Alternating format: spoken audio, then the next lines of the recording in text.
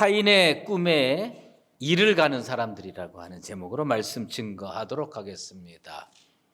이번 주 수요일부터 사순절이 시작이 됩니다. 사순절은 그리스도의 생애를 살펴보고 고난을 기억하면서 우리가 경건하게 살아가야 하는 기간들입니다. 그래서 이 그리스도의 고난에 유사한 고난이 무엇인가, 이것을 조금 생각해 보려고 합니다. 우리가 착각하는 것 중에 하나는 고난이 곧 비극이고 비극이 곧 고난이라고 생각하는 경향이 있습니다. 그런데 성경은 고난과 비극은 완전히 다르게 취급합니다. 고난과 비극은 그 뿌리부터 다릅니다. 어느 토기장이가 좋은 흙덩어리를 하나 발견했습니다. 그래서 그걸 가져다가 판에다가 올려놓고 부수면서 잘게 부수고 채로 쳐서 물에 반죽해서 물레 위에 올려놓고 도자기 모양을 만듭니다. 가마에 넣고 800도씨에서 20시간 정도 굽습니다. 그러면 그 형태가 형성이 됩니다. 이걸 초벌구이라고 합니다. 그래서 꺼내가지고 다시 유약 처리를 합니다. 유약 처리를 하고 1200도씨에서 30시간 정도 구우면 청자나 백자 같은 멋진 작품이 나온다고 합니다. 그런데 여기서 질문이 하나 있습니다. 자연 상태로 있는 흙덩어리를 가져다가 이 토기장이가 도자기를 만들었는데 이 흙덩어리의 입장에서 이 사건은 비극입니까? 고난입니까? 비극이라고 하는 분도 계시고 고난이라고 하는 분도 계신 것 같아요. 그런데 성경적인 의미로 놓고 보면 이거는 비극이 아닙니다. 고난입니다. 가마의 풀무불을 견디지 못하고 그 도자기 형태로 잘 빚어놓은 게 팍 하고 터져버리면 그건 비극입니다. 우리가 한 가지 더 질문하겠습니다. 예수님께서 우리 죄를 대속하기 위해서 십자가에 달려 돌아가셨습니다. 예수님의 십자가는 비극입니까? 고난입니까? 그건 고난이라고 합니다. 우리는 성경에는, 그리고 우리 믿음의 고백 속에는 예수 그리스도의 십자가 사건을 단 한 번도 비극이라고 부르지 않습니다. 그건 우리는 예수 그리스도의 고난이라고 부릅니다. 여러분들이 이 차이를 알아야 됩니다. 성경에서는 고난과 비극은 다릅니다. 오늘 우리가 읽은 창세기 37장은 요셉의 사건이 나오는데 여기에 무엇으로 시작이 되냐면 야곱의 족보다라고 나옵니다. 족보라고 하면 우리가 많은 이름이 나옵니다. 마태복음 1장에서 보면 아브라함이 이삭을 낳고 이삭이 야곱을 낳고 야곱은 유다와 그의 형제들을 낳고 이러면서 쭉 이름들이 나옵니다. 우린 이런 것을 족보라고 부릅니다. 이 족보는 히브리어로 톨레도트라고 합니다. 이것은 성경에 나오는 모든 족보에 사용되는 동일한 말입니다. 그런데 보통 족보라고 하면 아담이 셋을 낳고 셋이 누구를 낳고 누구를 낳고 이러면서 쭉 기록하는 것을 우리는 족보라고 하는데 세상의 족보하고 성경의 족보 톨레도트하고의 결정적인 차이는 뭐냐면 세상의 족보는 가능하면 많은 이름을 있는 그대로 다 집어넣으려고 그래요. 그런데 성경의 족보는요, 필요 없으면 다 지워버립니다. 우리가 성경을 읽다 보면 가끔 시험에 든다고 하는 분들이 계세요.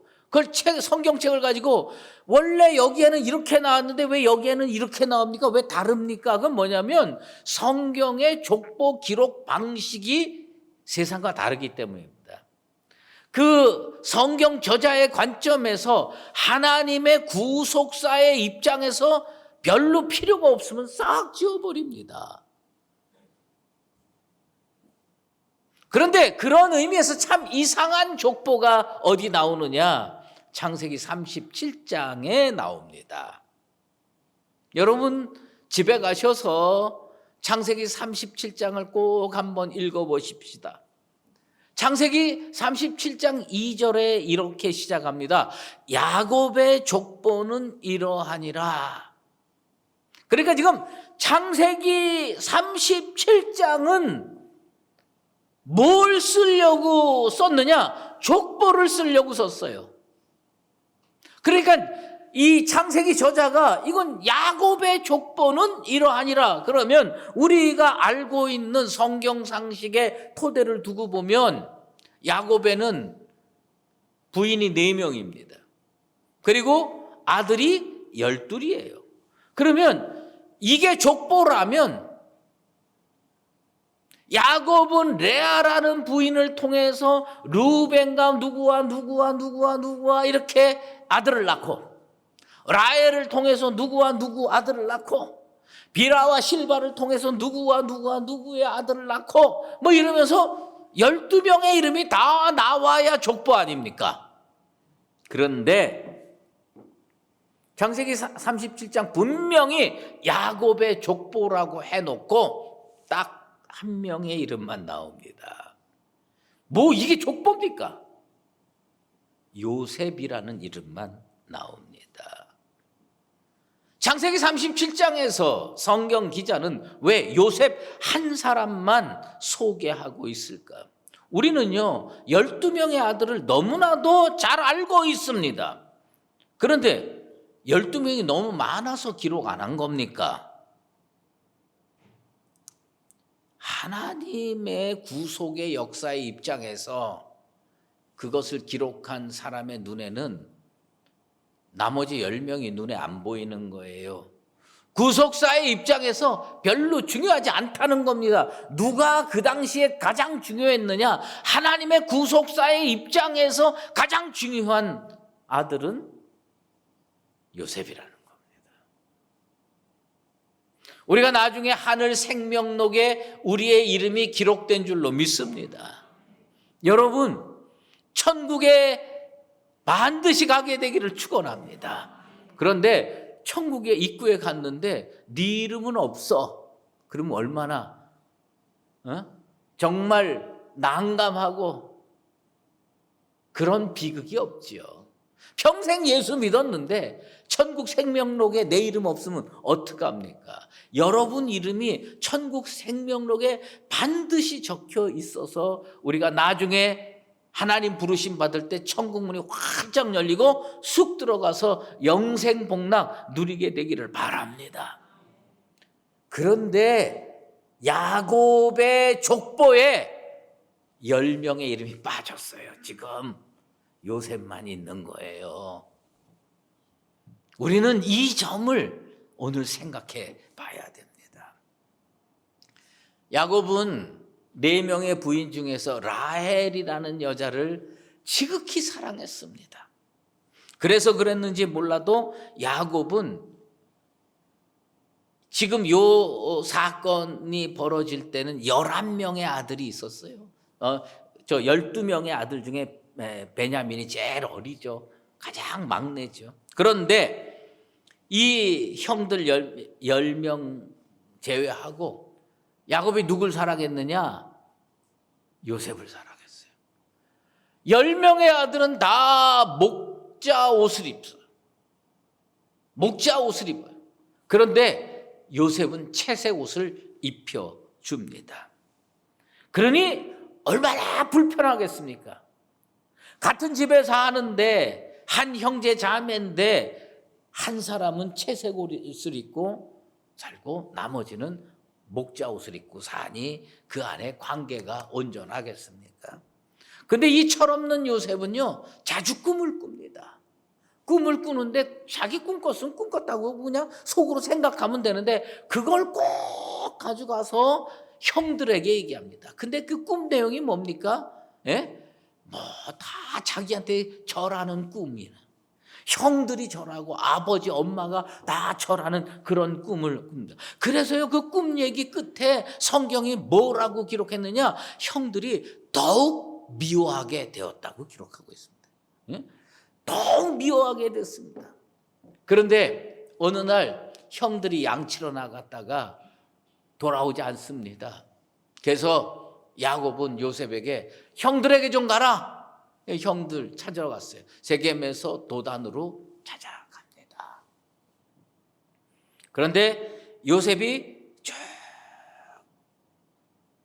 형들이 있는 곳으로 가는데 형들이 멀리서 요셉이 오는 걸 보고 성경에 뭐라고 기록하고 있느냐면 죽이기를 꾀하고 있다고 그랬어요. 죽이기를 꾀한 거예요. 요셉을 보자마자 자기네끼리 탁 해서 웅성웅성 논의를 하는 거예요. 야, 저놈 오늘 죽이자. 그런데 관주 성경을 보면 이 죽이기를 꾀하여 위에 동그라미가 하나 딱 있어요. 이게 동그라미가 있어요. 근데 거기에 연관되어 있는 성경을 보면 시편 37편 12절이 나오는데 악인이 의인 치기를 꾀하고 그를 향하여 그의 일을 가는도다. 이런 말씀이 나옵니다. 그러니까 관주의 성경 구절은 이 구절과 이 구절이 연관이 있다 그 얘기예요.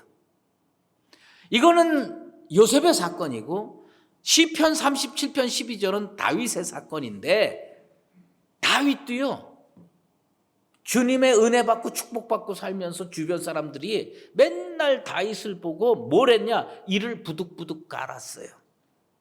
아우, 저 인생 살려두면 안 돼. 이렇게 되는 거예요. 지금 요셉을 보고 형들이 뭐냐? 이를 부득부득 갈았어요. 여러분들의 가정은 형제들이 이를 부득부득 가는 일은 절대로 없게 되기를 주의 이름으로 축원합니다. 예. 이게 보면요, 가족이 왼수인 집도 많아요. 서로 왕래 안 하고 만나지 않고 그런 집도 많습니다. 여러분, 여기 보면 요셉으로 인하여 형들이 상대적 박탈감을 느끼고 그 또 하나의 관주를 보면 시편 8절에 보면 은밀한 곳에서 무죄한 자를 엿보다 쫙 째려보고 엿보고 저 해코지해야 되겠다, 이렇게 되는 겁니다. 그래서 결국 형들은 그 미워한 결과가 뭐냐? 요셉을 애굽의 노예로 팔아 넘겼습니다. 여러분, 한 가정에서 발생할 수 있는 가장 처참한 비극이 뭐냐? 형들이 동생을 미워해서 팔아먹는 사건입니다. 노예로 팔아버렸어요. 다시 돌아오지 말아요. 그런데 성경을 계속 읽어보면 비극은 누구에게 일어났느냐? 아버지 야곱에게 비극이 일어났어요. 10명의 형들에게 비극이 일어났어요. 그런데 요셉에게는 사실 비극이 일어나지 않았습니다. 성경은 요셉이 노예로 팔려가서 보디발의 집에서 지내다가 누명 쓰고 감옥에 갇힌 것을 무엇으로 표현하냐면 고난으로 표현합니다. 고난으로. 사실은 비극이지요. 형들이 배신해가지고 노예로 팔아먹었어요. 그래서 노예로 팔려가니 얼마나 비극적인 인생이겠습니까? 그런데 이게 비극이 안 되고요, 고난이 됐습니다.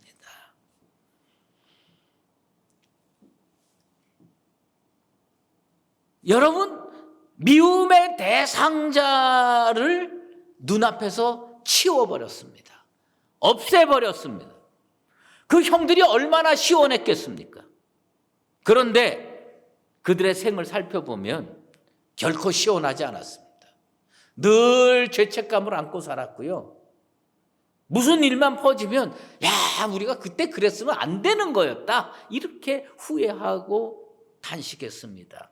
이제 요셉이 총리 대신이 되고 먹을 것을 구하기 위해서 형들이 갔다가 다시 한번 가가지고 이제 형들이 야, 이거 우리 어떻게 하면 좋으냐고 후회하는 소리가 창세기 42장 21절에 기록되어 있습니다. 그들이 서로 말하되 우리가 아우의 일로 말미암아 범죄하였도다.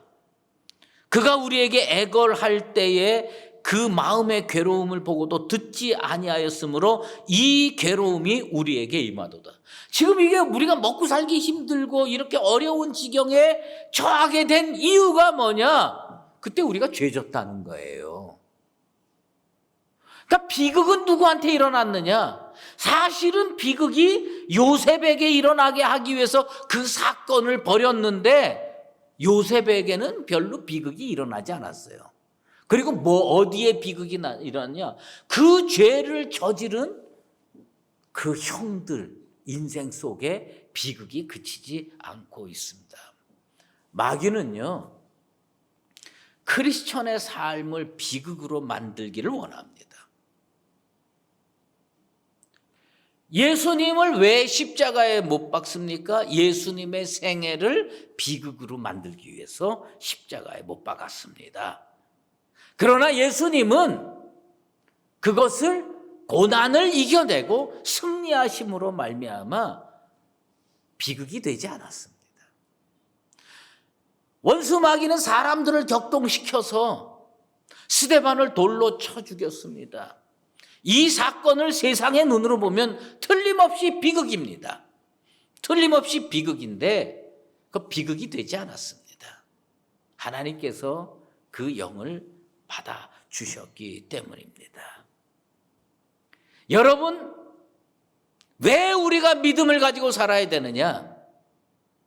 믿음이 있는 사람에게는 비극이 비극되지 않고 비극이 고난이 될 수는 있어도 그것이 이겨내면 은혜와 축복이 될 줄로 믿습니다. 이게 중요한 거예요. 형들은 어떻게 생각했느냐? 내가 아버지 사랑 못 받을 바에는 저 사람도 아버지 사랑 받으면 안 된다 해서 팔아버렸어요. 이건 비극이지요.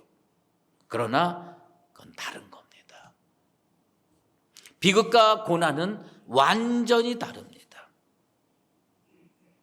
요셉의 사건에서 야곱과 요셉의 형들이 비극을 겪은 것은 관계가 파괴됐고요, 신뢰가 붕괴됐기 때문입니다. 그런데 제가 반복적으로 말씀드리지만 요셉에게는 그 사건은 비극이 아니라 고난이었다. 비록 극복하기 어려웠지만 요셉은 그것을요 믿음으로 이겨냅니다. 노예의 자리, 죄수의 자리에서 일어날 수 있었습니다. 승리할 수 있었습니다. 그리고 은총으로 축복으로 나아갈 수 있었습니다. 하나님이요 요셉을 사랑하셨어요. 그래서 요셉을 단련시켜서 순금 같은 귀한 존재로 사용하기를 원하셨습니다. 그래가지고 하나님은요 요셉을 비극의 땅에서 고난의 땅으로 옮기신 겁니다. 형들은 자기네들이 요셉을 미워서 팔아먹었다고 생각하지만 하나님은 이 비극의 땅, 형제들이 서로 못 잡아먹어서 부글부글거리는 이 비극의 땅에서 고난의 땅으로 옮겨주신 겁니다. 애굽의 보디발의 집과 그리고 요셉이 누명 쓰고 갇혔던 애굽의 감옥은 고난의 풀무불이었지 비극의 현장은 아니었습니다. 보라, 내가 너를 연단하였으나 은처럼 하지 아니하고 너를 고난의 풀무불에서 택하였노라. 하나님은 요셉을 고난의 풀무불에서 택했고 하나님은 예수님을 고난의 풀무불에서 택하셨습니다. 요셉은 고난을 믿음으로 극복하고 이겨내면서 영적으로 무럭무럭 성장했습니다. 여러분, 우리가요 요셉이 노예에서 총리가 됐다니까 그냥 그건 기적이 일어났나 보다. 여러분, 당시의 애굽은 당대 최강의 나라입니다. 질서가 없었겠습니까? 저 노예 출신이 꿈 해몽 한번 잘했다고 바로 총리 대신을 삼는 거 바로가 할 때 그 옆에 있는 사람들이 반대 안 했을 것 같아요. 아마 무지무지하게 반대했을 겁니다. 여론을 불러일으키고 왕한테 바로한테 찾아가서 대신들이 불가합니다. 그리고 반대하고 목청을 높였어요. 그런데 그 모든 반대를 무릅쓰고 총리 대신으로 삼았습니다.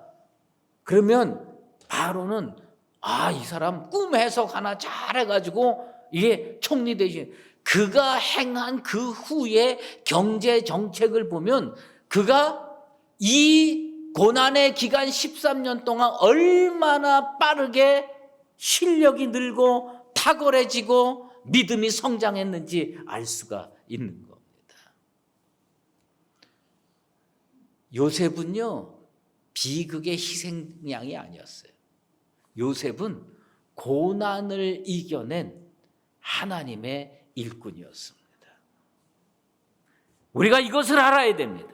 그런데 요셉을 우리가 흔히 신학적으로 뭐라고 했냐면 예수 그리스도의 예표다, 예수 그리스도의 그림자다, 이렇게 얘기를 합니다.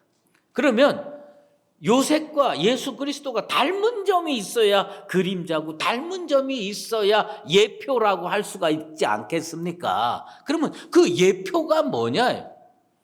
고난에 대한 요셉의 해석과 고난에 대한 예수님의 해석이 닮아 있습니다. 여러분, 믿음이 뭔지 아십니까?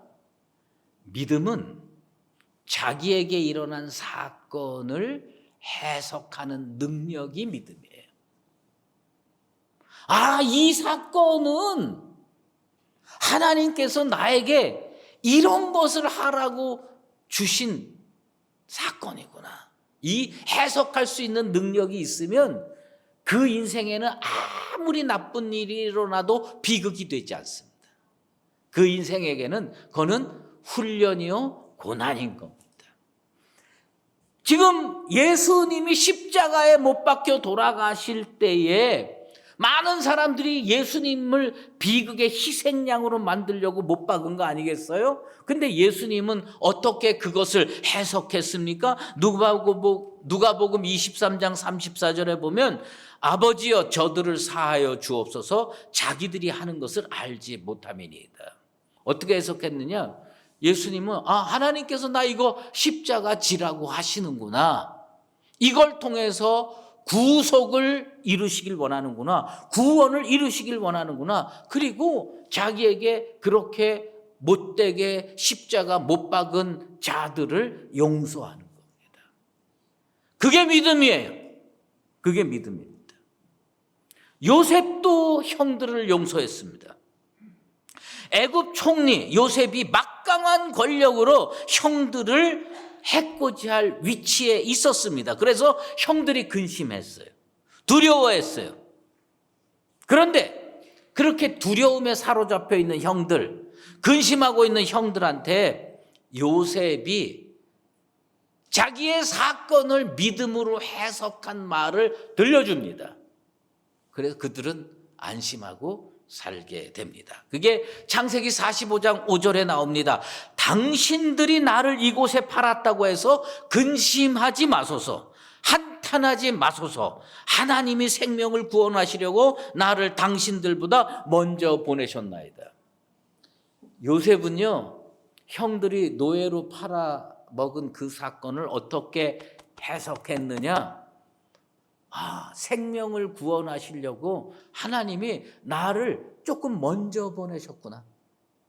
하나님이 자기를 먼저 보낸 사건으로 해석을 하는 거예요. 그러니까 보통 일반적으로 어떤 일이 벌어져야 오르냐? 형들이 나를 노예로 팔아먹어? 그러면 거기서 내가 이 땅에서 반드시 성공해가지고 고향으로 돌아가서 나를 팔아먹은 그 형들한테 원수를 갚고야 말겠어. 이렇게 생각하면 비극이에요. 그게 비극이에요. 비극이 비극을 낳는 거예요. 그런데 요셉은 그걸 어떻게 해석했느냐? 하나님께서 생명을 구원하시려고 나를 먼저 보내셨구나. 그러니까 용서할 수 있는 거예요. 여러분, 성경이 우리에게 이야기하고자 하는 것은 뭐냐면 너에게 일어난 사건이 비극이 될 수 있고 너에게 일어난 사건이 고난이 될 수가 있어. 그 고난은 믿음으로 잘 극복하면 은혜가 되고 축복이 되는 통로야. 하나님은 우리에게 이걸 가르쳐 주고 싶어 합니다. 사도 바울의 고백대로 생각하건대 현재의 고난은 장차 우리에게 나타날 영광과 좋게 비교할 수 없도다. 여러분, 사람이 살다 보면요, 아플 때가 있어요. 사기를 당하든지 잘못 살아가지고 경제적으로 어려움을 당할 때도 있습니다. 사람들과의 관계에서 상처를 받을 수가 있어요. 그런데 이게 비극이 되는 사람이 있어요.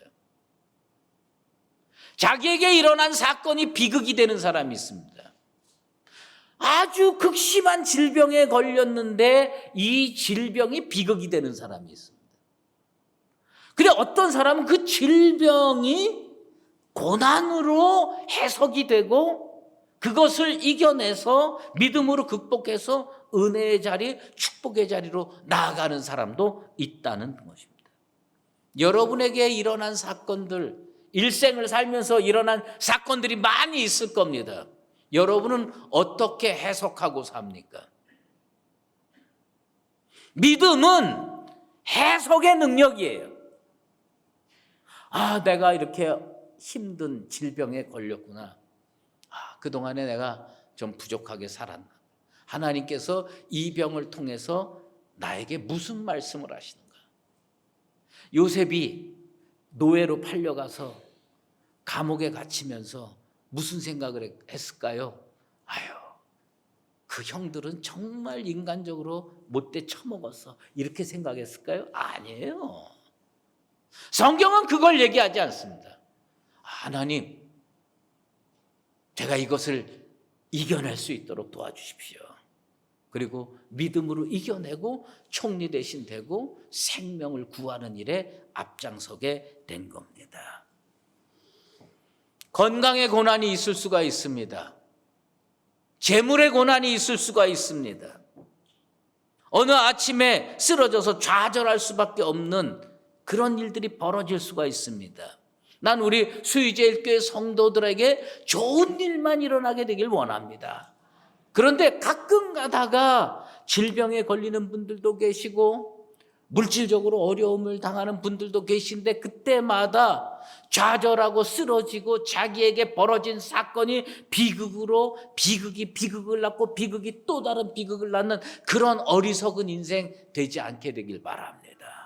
형들이 비극을 일으킨 건요, 다른 사람이 잘 되는 것을 이를 갈고 바라봤기 때문입니다. 우리는요, 믿음의 눈으로 인생을 바라보게 되길 바랍니다. 믿음의 눈으로 인생을 바라보고 거기에서 하나님의 뜻이 무엇인가를 재발견하고 나 이것을 믿음으로 이겨내야 내 인생이 인생답게 되겠구나. 이렇게 될 때 그 사람은 고난은 영광으로 가는 길인 겁니다. 요셉은 그렇게 살았습니다. 우리 겨자씨만한 믿음이 우리 속에 있게 되기를 바랍니다. 근데 그 겨자씨만한 믿음이 어떻게 작용해야 되느냐? 내게 일어난 사건을 믿음으로 바라보고 재해석해서 하나님이 주시는 능력으로 극복하게 돼서 현재의 고난이 장차 영광 좋게 비교할 수 없는 축복의 인생 되기를 바랍니다. 타인의 꿈에 이를 갈며 어리석은 사람이 되어서 비극의 희생양 되지 않게 되길 바랍니다. 원수 마귀가 일으키기를 원하는 비극이 무너뜨릴 수 없는 믿음의 사람으로 사시게 되길 바랍니다. 그래서 여러분들 앞으로의 인생은 자기에게 주어진 어려운 일, 힘든 일을 다 믿음으로 극복해서 요셉처럼 은총의 세계, 축복의 세계에서 정말 하나님을 찬양하며 감사하며 살아가는 나와 여러분 되시기를 예수 그리스도의 이름으로 축원합니다. 기도하겠습니다. 하나님 아버지 감사합니다. 오늘 우리는 야곱의 족보를 살펴봤습니다. 구속사의 입장에서 중요하지 않은 인물들은 족보에 실리지 않았습니다. 요셉은 실렸습니다. 왜 실렸을까요? 비극적인 사건을 겪었으면서도 그는 믿음의 눈으로 그것을 바라보며 고난을 극복하며 정금처럼 나왔기 때문입니다. 우리의 삶의 태도가 이렇게 되기를 원합니다. 그리하여서 하나님 앞에서 내게 벌어진 모든 일들, 사건들 믿음으로 재해석하고 승리하며 하나님 앞에 은총받으며 사는 우리 모두가 되게 도와 주시옵소서. 예수 그리스도의 이름으로 기도드리옵나이다. 이제는 우리 주 예수 그리스도의 은혜와 하나님 아버지의 극진하신 사랑하심과 성령의 인도하시고 교통하심이 인생 가운데 일어날 많은 사건들을 믿음의 눈으로 바라보고 해석하여 하나님 앞에서 믿음으로 승리하며 살기를 원하는 사랑하는 수의제일교회 모든 믿음의 권속들과 주님의 몸된 교회 위에 이제로 영원히 함께 계시옵기를 간절히 축원하옵나이다.